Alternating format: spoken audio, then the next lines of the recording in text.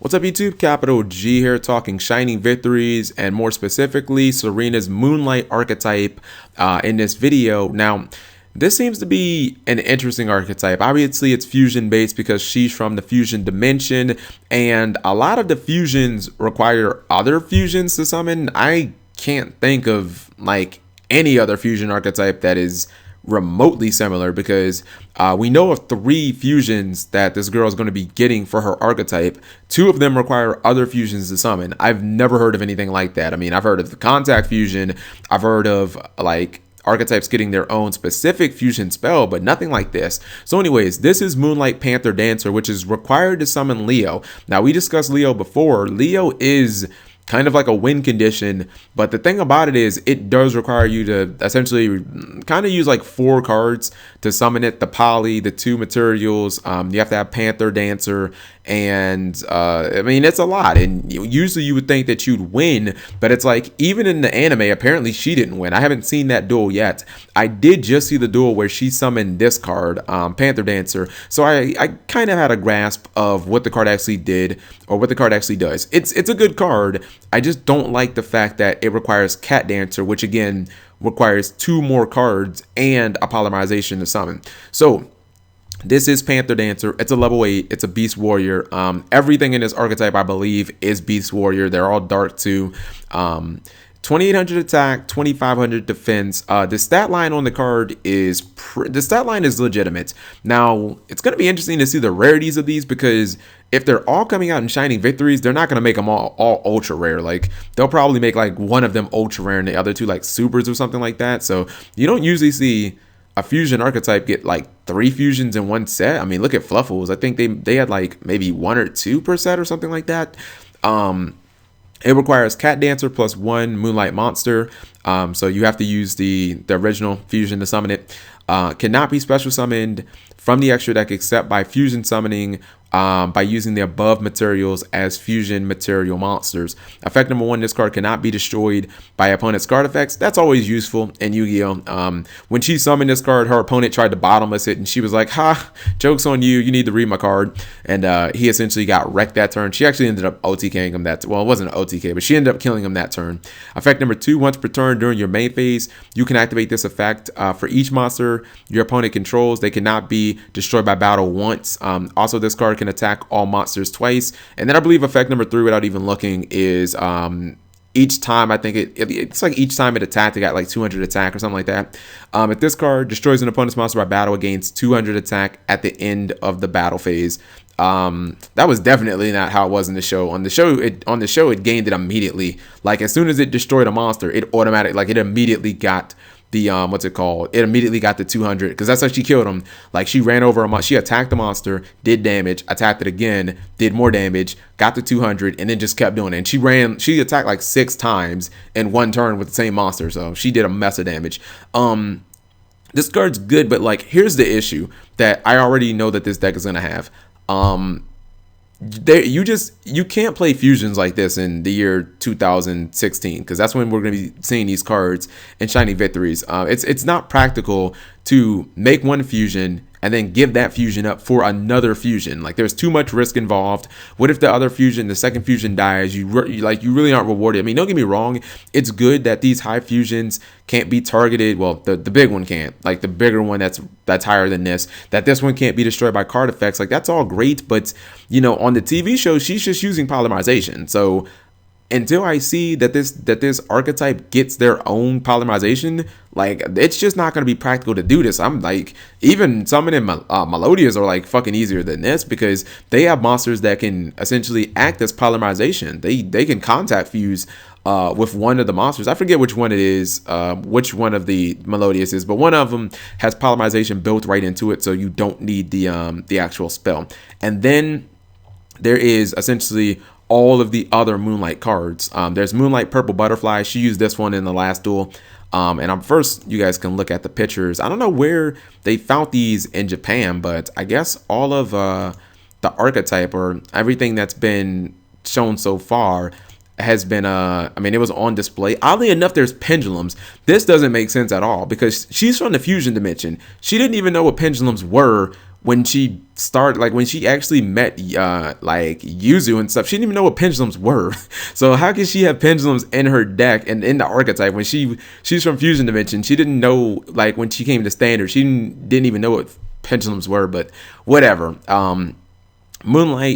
Moonlight Purple Butterfly. Again, all of these are going to be dark and they're all going to be Beast Warrior. So Tanky will be staple in this deck. You can use the 2 effect of this card once per turn. You can send this card to the graveyard. You can send to the graveyard this card face up on your side of the field or from your hand. Okay, from the hand makes a lot of difference. Target a Moonlight monster you control. It gains 1,000 attack until the end of the turn. You can banish this card from the graveyard. Special summon 1 Moonlight monster from your hand. I like being able to send it from the hand to get 1,000 because all of these fusions can like attack an infinite amount of times. So makes OTKs possible with these fusions. I don't like that you can banish. I mean, I guess banishing it from the graveyard, especially from your hand, it's not bad because it gives you options. I wish it was like you could search for another one. That'd be like nuts. Moonlight White Rabbit. This is a dark, well, I'm not going to read that again. 800 attack, level 2, 800 defense. When this card is normal summoned, you can target a Moonlight monster in your graveyard, except itself, special summon that in defense position. Okay, that actually does make fusion summoning pretty, like that makes it way easier. The fact that you can recycle your dead ones, like the ones that you use from your hand, especially, like you can just get them back off of this card. Effect number 2, once per turn, you can target any number of spell and traps your opponent controls. Up to the number of Moonlight monsters you control, return them to the hand. Oh my god, why couldn't that be destroy them? That would have been so nice. That would have been so great if it was destroy them. The reason I'm hoping for broken effects is they have to have something to compensate that they still need to use polymerization, and Shadows and Ritual Beasts don't. Like all the dual terminal fusion archetypes are fucking through the wall good with their fusions, and like the anime ones like Melodious and the Moonlight, like it seems like they're getting shit on. I mean, the effect's not bad. It's kind of like a watered down Giant Trinade, but it should have just been like, it should have been banished them. Fuck destroying them. Fuck artifacts. Should have just been banished them. Moonlight Black Sheep, level 2, 100 attack, 600 defense. You can discard this card, then activate one of the following effects. Add 1 Moonlight monster from your graveyard to your hand, except itself. Okay. Add 1 polymerization from your deck to your hand. Thank God they had this because Lord knows, I mean, they need a way to search polymerization. I'm not thrilled that they still have to use polymerization and they don't have their own fusion spell.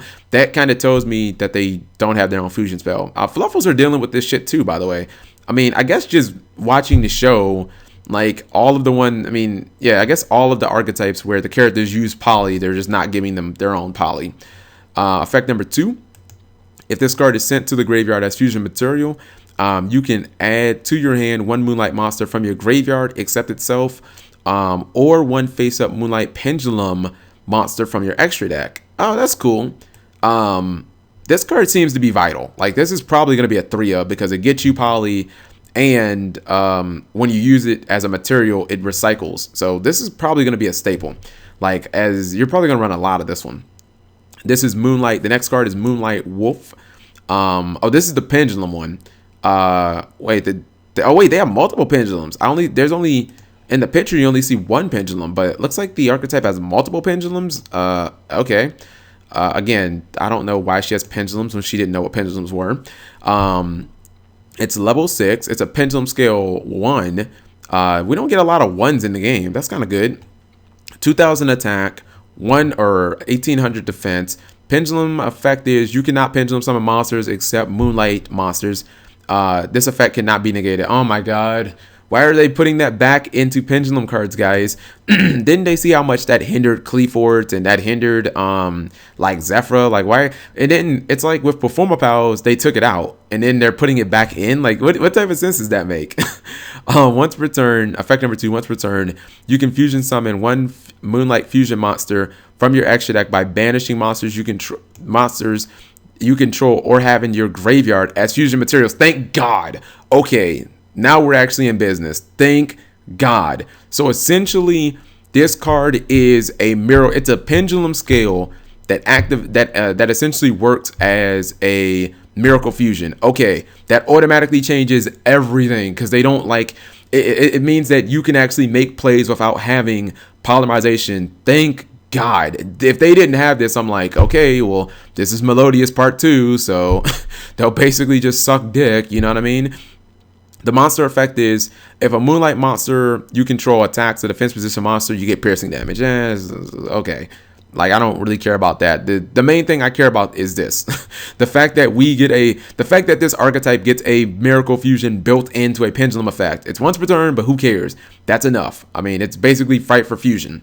Next up is Moonlight Tiger. This is the pendulum scale 5, level 3, which is cool because I'm starting to realize they have level 2s, level 3s, so you can pendulum summon all these little guys.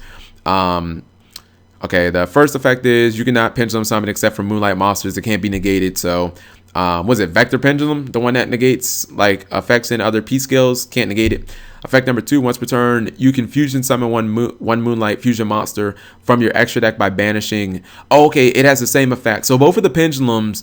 Oh wait, my bad. I'm reading the wrong card. Wow, dummy. I'm reading the wrong card, guys. I'm sorry. I was reading Wolf again. All right, so once per turn you can target one Moonlight monster in your graveyard, special summon it, but its effects are negated. It can't attack. It is destroyed during the end phase.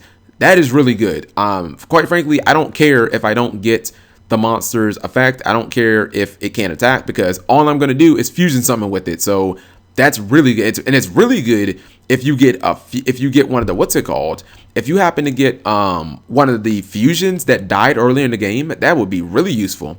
Monster effect is you can only use the monster effect once per turn. If this card is destroyed by battle or card effect, you can target a Moonlight monster in your graveyard, special summon it. Okay, you know, this one's like this pendulum card is just as good as this one, because this one is built in Miracle Fusion, and this one is like a watered down monster reborn. I mean, you're not gonna use the monsters for like attacking or anything. You're just gonna fusion summon with them. All right, and then the last card is Moonlight Reincarnation Dance. This is a normal trap. It says you can only activate once per turn. If a monster you control is destroyed by battle or card effect, you can add up to 2 Moonlight monsters from your deck to your hand.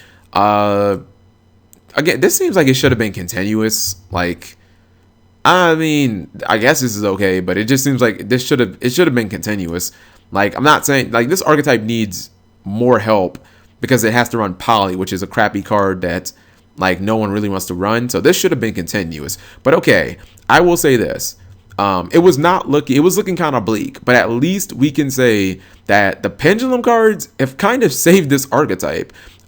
Being able to search a Poly and being able to recycle things is nice, but when you get a built-in Miracle Fusion to your pendulum effect, and when you can essentially just get back monsters, that's legitimate. So, I mean, who knows, guys? This archetype might not be dead on arrival. So let me know what you guys think. Thank you for watching as always.